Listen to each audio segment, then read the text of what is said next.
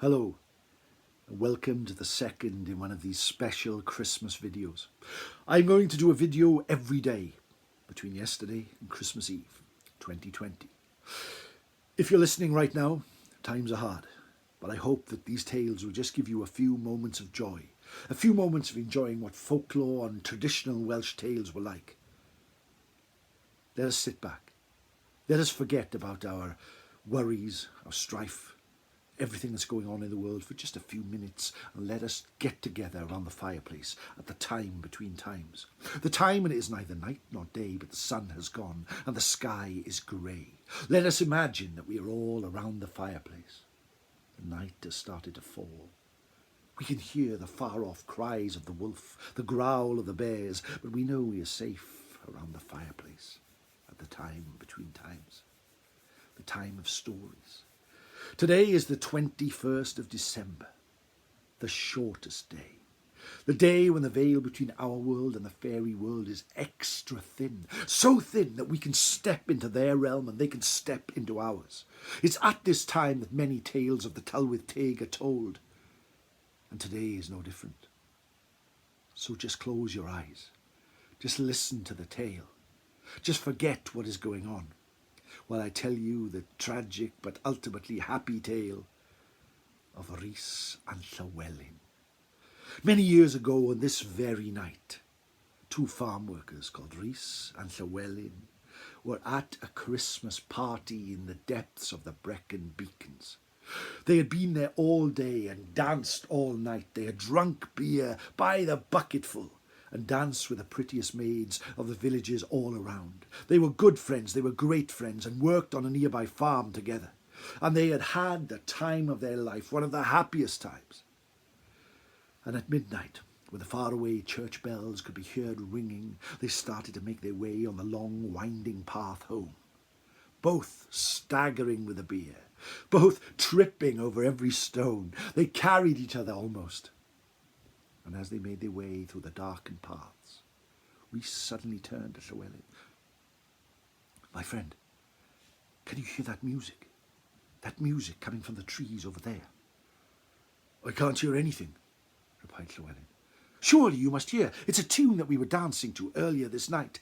I must go and see. I must go and look." Don't leave the path on a night like this.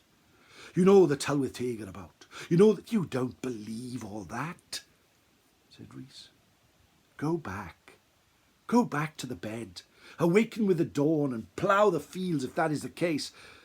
But leave me. There is more music in this night, and I must see it." With that, Rhys left the path.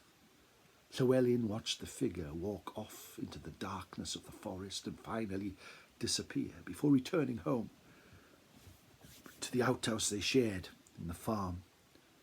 He waited hour after hour. Still, he did not return.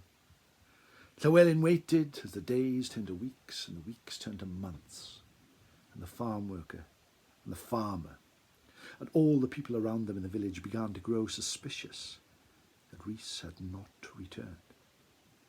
Suspicion naturally fell on Llewelyn, his friend, for it is known that a few months earlier they had argued over the affections of a young village lady.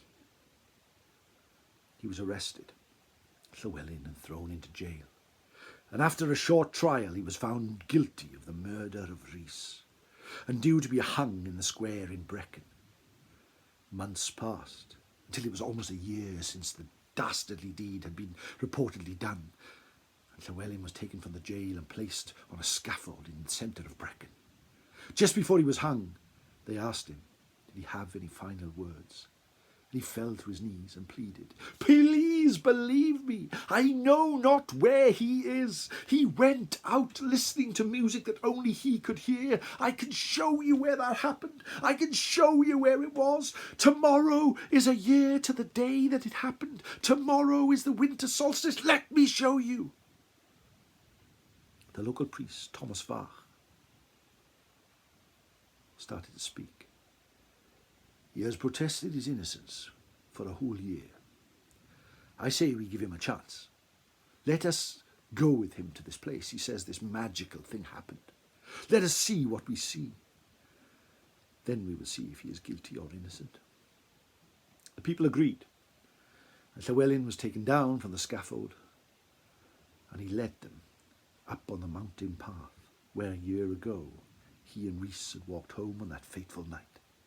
They reached the spot where Rhys had first heard the music. They reached the spot where he had left the path. They reached the spot where his life had changed forever. And he said, "Listen carefully. Listen. Can't you hear it? Can't you hear the music? Can't you hear it?" Thomas turned to Llewelyn and said, "I can't hear anything." "I can hear it. Follow me, follow me." Llewelyn went off the path, up the winding, over the hill and into the trees, until he came to a small fairy ring in the forest. Small stones in a strange circle. "Can't you hear the music?" he cried to Thomas Fach and all the people of the village, and they all shook their head. And finally, his last throw of the dice, he placed his foot into the ring. "Can't you see them now? Can't you see them?" Everybody shook their head. But then Llewelyn said, "Hold my hand." And then hold all each other's hands and form a circle around this circle. And the people did as he asked. And there it appeared to them, a dancing circle of the Tylwyth Teg. Some grotesque, shuffling, gobbling-like figures. Other of them beautiful fairies filled with flowers in their hair. And there in the middle of them, capering and dancing just like all the others, was young Rhys. As he danced around, Llewelyn grabbed him and pulled him from the ring, and suddenly the whole scene vanished. Rhys fell to the floor. His clothes were torn. His face looked exhausted. "Why have you pulled me from that dance? I have only been there a few moments." "You have been there for a year," said Thomas Fach. "And only by coming here did we see that your friend Llewelyn spoke the truth. You are a lucky man, Rhys, a lucky man." And with that, they all returned to the town safe.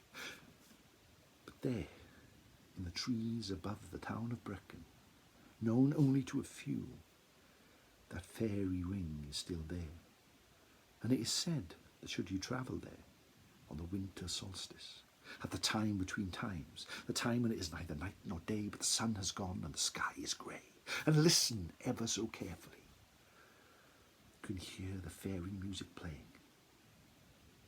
If you are lucky, or maybe unlucky, you could see the Tylwyth Teg dance under the moonlight. And that, my friends, is the tale of Rhys and Llewelyn. I will see you tomorrow. I hope you enjoy these tales. Please like, please subscribe, please leave some comments, and ring that notification bell, so you will know every time that I update this channel, every time that I put a new video out. I am really grateful for you joining me here at the time between times.